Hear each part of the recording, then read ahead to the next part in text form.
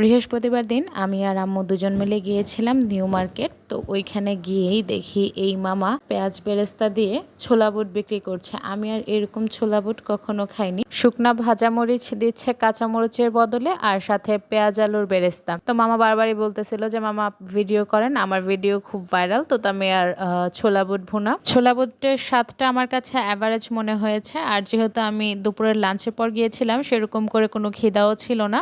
একটু খিদা থাকলে তো স্ট্রিট ফুডগুলো এমনিতেও খেতে ভালো লাগে। আর মামার এখানকার সালাদগুলো খুব মোটা করে কাটা ছিল, তাও ভালো লেগেছিল। আপনারা যদি কখনো নূরজাহান সুপার মার্কেটের সামনে দিয়ে যান, তাহলে অবশ্যই এই ছোলাটা ট্রাই করতে পারেন। আমি ইদানিং চেষ্টা করছি যে জায়গায় যাই না কেন সেখানকার ভালো খাবারগুলো বা স্ট্রিট ফুডগুলো আপনাদের সাথে শেয়ার করার। তবে সবটুকুই আমার খাবার ইচ্ছার উপর থেকে ডিপেন্ড করে। আমি একসাথে অনেকগুলো খাবার নিয়ে সেটা খেতে না পেরে অপচয় করাটা